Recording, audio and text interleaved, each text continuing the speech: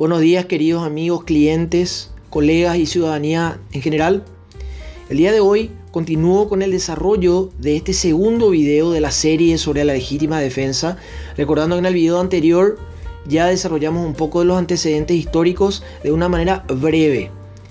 Hoy vamos a pasar ya a desarrollar la legítima defensa desde el aspecto jurídico doctrinal para poder explicar a los ciudadanos de qué trata la legítima defensa y cuáles son los presupuestos que se deben dar para poder aplicar efectivamente una legítima defensa.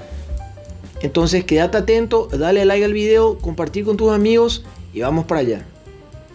A modo introductorio, debo mencionar al artículo 15 de la Constitución Nacional de la República del Paraguay, porque ese es el pilar fundamental para lo que es la legítima defensa posteriormente, según el orden de prelación de las leyes. El mismo habla de la prohibición de hacer justicia por sí mismo. Y nos dice, nadie podrá hacer justicia por sí mismo ni reclamar sus derechos con violencia, pero se garantiza la legítima defensa.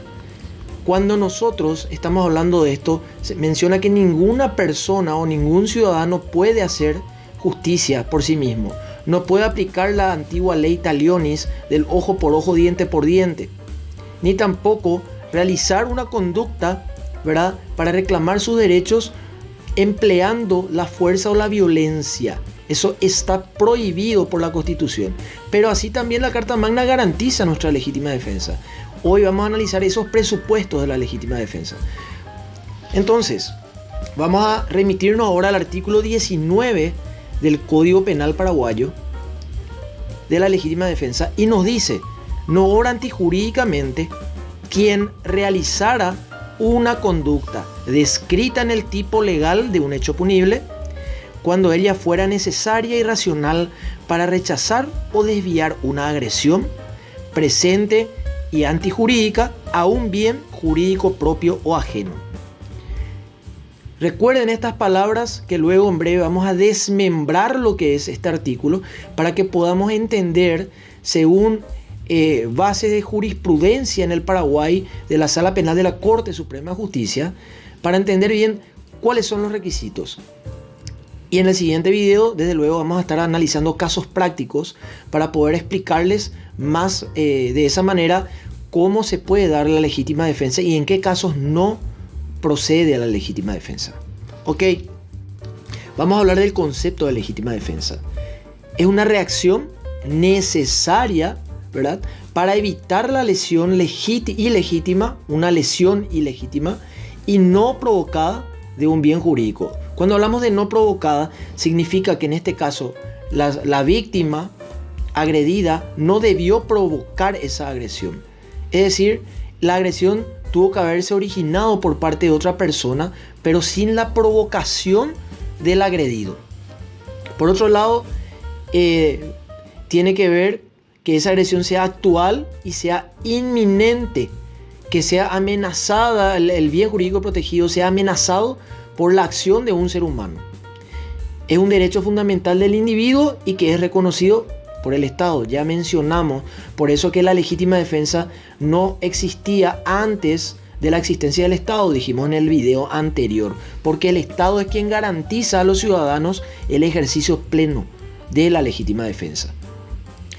Entonces, lo que ocurre con la legítima defensa es que se excluye la antijuridicidad, en donde una persona evita justamente o rechaza una agresión o ataque de bienes jurídicos propios o de terceros, sabiendo que bienes jurídicos son aquellos elementos que protege la norma. Por ejemplo, cuando hablamos del hecho punible de homicidio, ¿qué está protegiendo el homicidio? La vida de la persona. Si estamos hablando violencia familiar, ¿cuál es el bien jurídico? La familia. Hay diferentes tipos legales dentro de nuestro Código Penal, diferentes hechos punibles en realidad, y ellos protegen cada bien jurídico que tenemos todos los ciudadanos. Eso para que entienda el público en general. Entonces es una agresión, ¿verdad? Y debe ser realizada obviamente por un ser humano. Se excluye la antijuridicidad porque cuando nosotros realizamos una conducta contraria a la ley, estamos hablando de un hecho antijurídico, en contra de la ley. Y la legítima defensa supone dos actos de organización. Como se mencionó recién, por un lado se está hablando del acto del agresor, cuando el agresor se organiza para realizar o desplegar esa acción, esa agresión, ¿verdad? Y por el otro lado, la organización ¿de quién? Del defensor. Por eso es que ahí entra en juego lo que llamamos también un principio de proporcionalidad, que lo voy a explicar después, ¿verdad? De la defensa. Este último, que es el defensor, ¿verdad? Constituye un actio duplex, ¿verdad? En la medida que puede verse. Vamos a ver por qué. Como una afectación al agresor, pero también y fundamentalmente como un acto de defensa de intereses penalmente relevantes. Por eso es una acción doble, actio duplex. Porque por un lado, yo estoy, en el caso que me esté agrediendo una persona, me defiendo, pero a la vez también estoy causándole un ataque a mi propio agresor. Estoy agrediendo, pero con la finalidad de defenderme. Pero por eso tenemos ciertos presupuestos. Ahora vamos a analizarlos cada uno de ellos y espero que quede bien claro para todos. Y justamente la idea es disipar todo tipo de dudas, ¿verdad? Y voy a hacer alguna crítica a la ley también al final como una conclusión. Ahora les voy a hablar del acuerdo y sentencia número 312 del año 2019, que fuera emanado de la Corte Suprema de Justicia en la Sala Penal específicamente. Y en este fallo, en la motivación de la sentencia, expresan cuáles son los elementos objetivos y subjetivos. Los objetivos son los exteriores y los subjetivos, digamos, son los elementos internos del ser humano, para que se entienda. Ok, menciona en el fallo de la Corte: para determinar la existencia de una causa de justificación de la legítima defensa, se debe analizar los elementos objetivos y subjetivos del tipo. Como elementos objetivos, exige primero una situación de conflicto que consiste en una agresión presente y antijurídica dirigida contra un bien jurídico propio o ajeno, y luego que la conducta típica realizada por el autor haya sido necesaria y racional para repeler esta agresión. Por otro lado, como elementos subjetivos, menciona el fallo que exige el conocimiento por parte del autor de la situación del conflicto y la intención de actuar defensivamente. Entonces, tenemos lo siguiente: el autor tiene que conocer, el autor de la legítima defensa, en este caso, para entender, vamos a llamar el defendido. El defendido tiene que conocer, ¿verdad? Debe saber específicamente la situación, ¿verdad? Debe demostrar la intención de querer defenderse, justamente, ¿verdad? Debe conocer la situación del conflicto por la cual está pasando y demostrar esa intención de defenderse. ¿Pero para qué? ¿Cuál es la finalidad? Proteger un bien jurídico. ¿Pero quién? Propio también y ajeno también.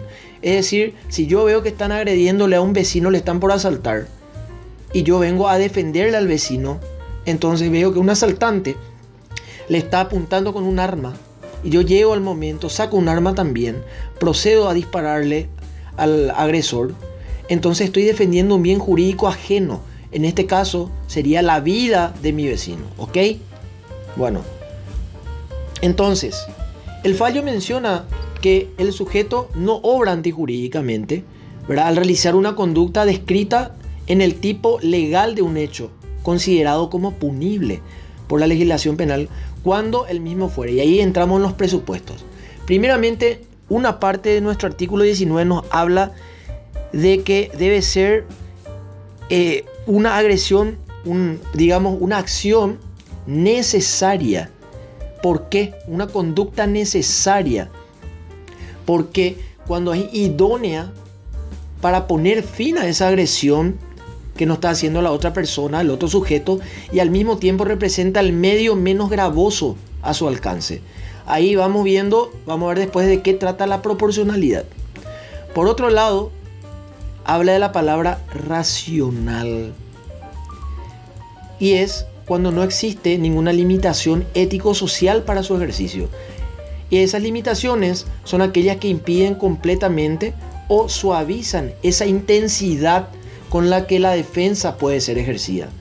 Algunos ejemplos de estas limitaciones, dice el propio fallo, son que exista una crasa desproporción, y ahí está hablando ya de la proporcionalidad, un principio básico dentro de la legítima defensa.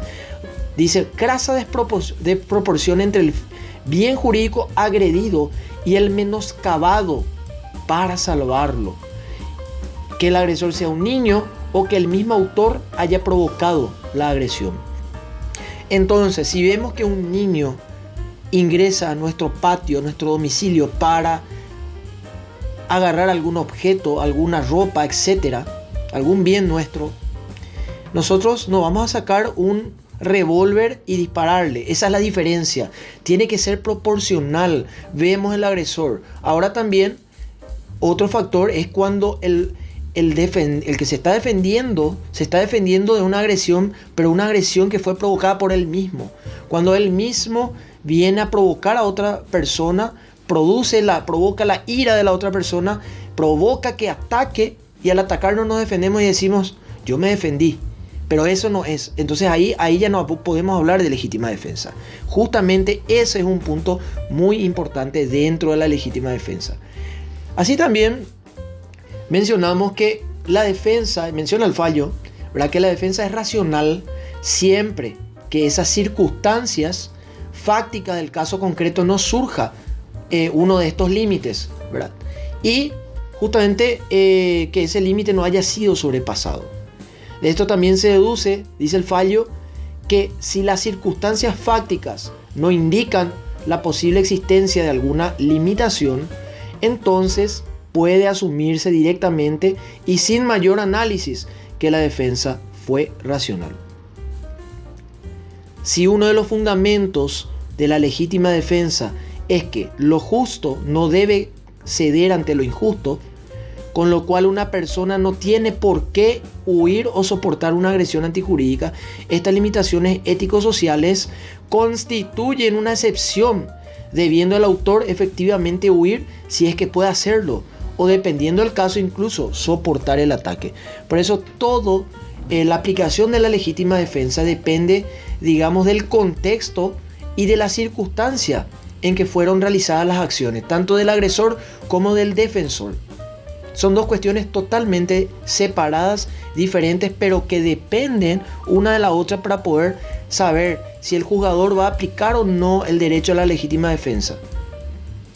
Ya vamos a analizar casos en el siguiente video, vuelvo a mencionar, pero es importante resaltar este aspecto. Por otro lado, hablamos de que esa agresión se hace referencia a una conducta humana dirigida a que al menoscabo de un bien jurídico individual. Ya estamos mencionando nuevamente a los bienes jurídicos. Todos los bienes jurídicos son los protegidos por la legislación penal. De acuerdo al tipo, al hecho punible, cada hecho punible protege un bien jurídico determinado. Como ya expliqué de un modo más sencillo, por ejemplo, la parte de homicidio, el bien jurídico es la vida, protege la vida del ser humano. Entonces, el artículo 19 habla también de una agresión presente. Y esto es justamente cuando se está iniciando esa agresión, o cuando está ocurriendo en ese momento, o cuando aún perdura. Y habla también de una agresión antijurídica, como ya expliqué, que significa que el agresor no puede a su vez ampararse en alguna causa de justificación.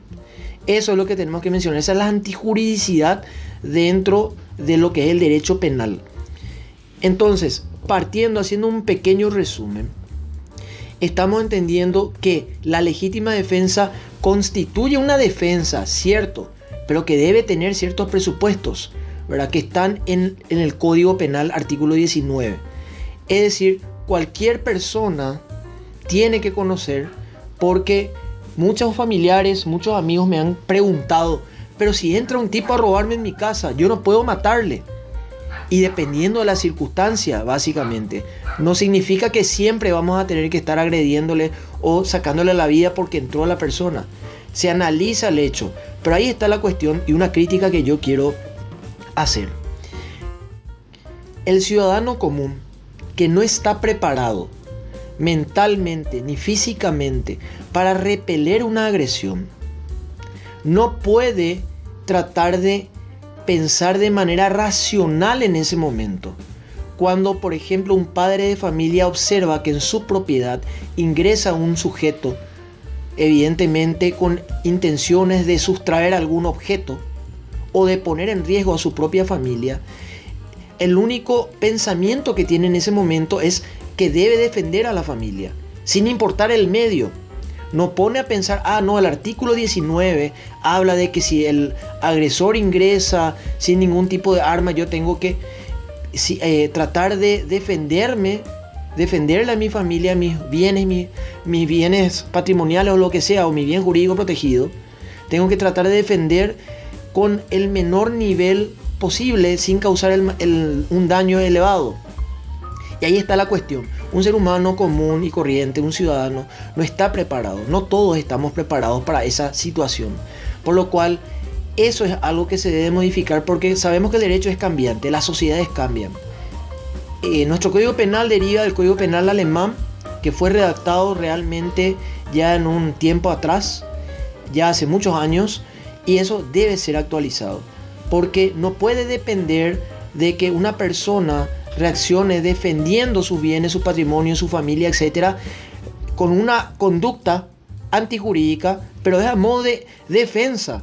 Y no puede estar calculando, voy a dispararle en la pierna o en el brazo, o no le voy a disparar, veo que no tiene arma, porque en el momento cuando ingresa el sujeto, nosotros no podemos saber si ese sujeto tiene o no tiene tiene arma, si está armado o no, o si tiene un arma blanca, un cuchillo, si tiene un arma de fuego, una pistola, etc. Nosotros no podemos saber. Entonces, esa es la parte que bajo a mi criterio debe ser modificada, porque de lo contrario, nunca podríamos defendernos. Y la Constitución Nacional, bien dijimos en el artículo 15, garantiza la legítima defensa. Tienen que haber mecanismos para que el ciudadano común pueda defenderse sin que sea juzgado. Ahora, hay situaciones ya que eso siempre menciono a mis clientes y familiares que me consultan, que cuando la persona ingresa al domicilio, sustrae un objeto, vuelve a salir al domicilio y cuando ya está yendo, viene el propietario y procede a agredirle, a dispararle, etc., ahí ya no estamos hablando de legítima defensa, porque debe ser una agresión presente, actual, en el momento. Eso sí no está a discusión. Cuando la persona huye y estamos matándole, estamos violando lo que dice el artículo 15, prohibición de hacer justicia por mano propia, por lo cual ya estamos hablando de un homicidio, hasta incluso doloso, porque se puede demostrar que la persona tuvo la intención de matarle. No podemos estar diciendo cuestiones de a esta persona le voy a quitar la vida porque me vino a sustraer un objeto, por lo cual no es así. Así que si existen dudas al respecto, espero ver sus comentarios en la caja de comentarios. Compartan con sus amigos, que esto llegue a más personas. La legítima defensa es un tema fundamental que todos tenemos que conocer y que, no solo los abogados, sino también la ciudadanía. Así que no te olvides de compartir este video, comentar, darle me gusta y suscribirte a mi canal y seguirnos también en nuestra página de Instagram, derortuzarpy, donde también subimos pequeños resúmenes legislativos para que todos puedan aprender un poco de lo que es el derecho penal y de las diversas ramas del derecho. Eso es todo. Nos vemos en la siguiente semana con el siguiente video donde vamos a hacer análisis de casos sobre la legítima defensa. Chau, chau.